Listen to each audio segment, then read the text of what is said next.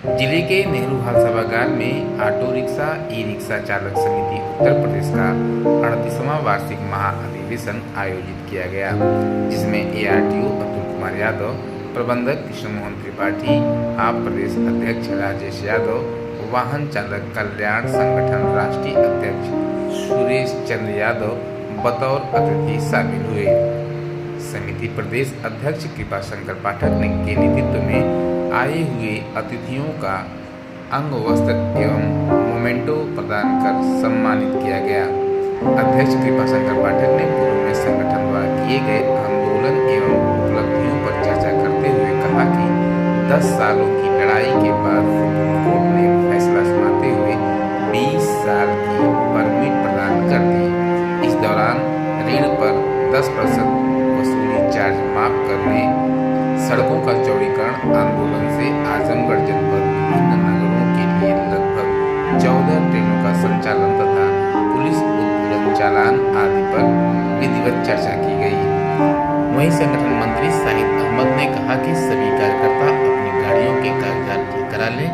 कार्यक्रम का संचालन कर रहे प्रभुनारायण पांडे प्रेमी ने कहा कि जब भी जरूरत पड़ेगी ऑटो चालक सड़क पर आंदोलन करने को बाध्य होगा। वहीं छोटेलाल और वीरेंद्र यादव ने प्रशासन से तत्काल ऑटो स्टैंड के लिए आह्वान किया।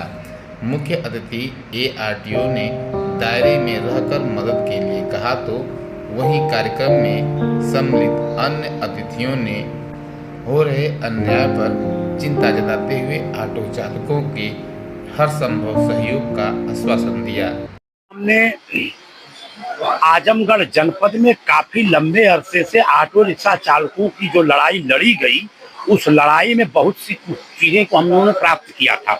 जैसे कि ऑटो रिक्शा चालकों से व अनेक वाहनों से हर नगर पालिका में घुसते समय प्रवेश में ही उनसे शुल्क लिया जाता था, अवैध वसूली होती थी पूरे उत्तर प्रदेश की जनपद में। उसको हम लोगों ने हाई कोर्ट से लड़कर के समाप्त कराया। इसके बाद ऑटो रिक्शा चालकों का अगर वो ऋण नहीं दे पाते थे तो 10% कलेक्शन चार्ज लगता था, जिसको भी सरकार ने समाप्त किया। ये लड़ाई हमारी थी। हम आजमगढ़ जनपद में ऑटो का स्टैंड बनाने के लिए बहुत लंबे अरसे से मांग कर रहे हैं, अभी तक वो नहीं दे पाए। लेकिन इसके बाद बीच बीच में नगर पालिका सरकार कई बार बहुत सी वसूली की, उसके लिए हमारी लड़ाई भी हुई। हमको रासुका भी हमारे ऊपर लगाया गया, हम कई बार जेल गए, कई बार लाठी चार्ज हुआ, बहुत सी बातों से गुजरना पड़ा, बहुत सी समस्याओं से गुजरना पड़ा। लेकिन यह लड़ाई अनवरत चलती रही। जो आज भी हम कहते हैं कि अगर स्टैंड आप नहीं दे रहे हैं और चालान कर रहे हैं तो कहते हैं भाई ये खड़ी थी नो पार्किंग। तो हम पूछते हैं कि आपकी पार्किंग कहाँ?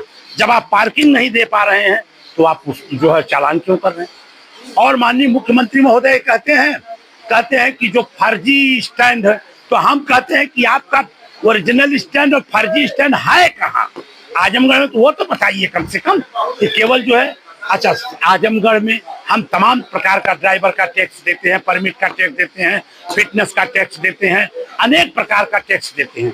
कहाँ चलेंगे हम? रोड पर नहीं चलेंगे, हम हवाई जहाज पर उड़ के चलेंगे, हमको रोड पर खड़ा नहीं होने देंगे। कहीं कोई पुलिस मारता है, कहीं कोई कुछ करता है, कहीं कोई अब्यूजिंग करता है, तमाम समस्याएं। इन सारी समस्याओं को लेकर के लड़ाई लड़ी गई। और एक सबसे प्रमुख बात ये कि यहाँ पर तमाम तरह के लोग, ये जो लड़ाई लड़ी गई सड़कों के निर्माण के लिए, हालांकि हमने दीवानी कचहरी और जो ये ओवरब्रिज बनाए गए, इसमें भी हमने मांग किया था कि दीवानी कचहरी में भूतल बनाया जाए।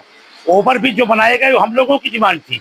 14 ट्रेन चलाया गया। आजमगढ़ विकास संघर्ष समिति, ऑटो रिक्शा चालक समिति, जन किसान कल्याण समिति के संयुक्त तत्वाधान में यहाँ आजमगढ़ में 14 ट्रेन चलाई गई। किसी नेता ये कह लीजिए कुछ कोई एमपी एमएलए या नहीं कह सकता कि हमने विधानसभा में आंदोलन किया, धरना किया, प्रदर्शन किया। ये हम लोगों के आंदोलन से चला है।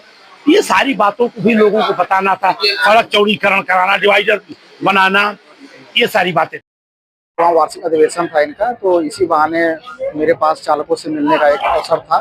सड़क सुरक्षा के दृष्टिगत जो है हमने उनको कुछ जानकारी दी, हेल्थ कार्ड का वितरण किया और जिलाधिकारी महोदय का स्पष्ट निर्देश है कि जनपद में स्वस्थ वाहन और स्वस्थ चालक दोनों चीजें होनी चाहिए। तो उनको मैंने फिटनेस के बारे में भी बताया और वो अपनी आँख और कान और स्वास्थ्य का परीक्षण करें, जिससे कि जो भी कोई भी यहाँ का नागरिक उसके साथ यात्रा करे टेम्पो में, ऑटो में, तो वो सुरक्षित रहे। तो कभी भी देखने में आता है ऑटो चालक रिक्शा चालक कभी विशेष जानकारियों के अभाव में कई पुरानी गाड़ियां जो भी चालक है उसका भी आता था तो नहीं देखिए कभी कभी क्या करें।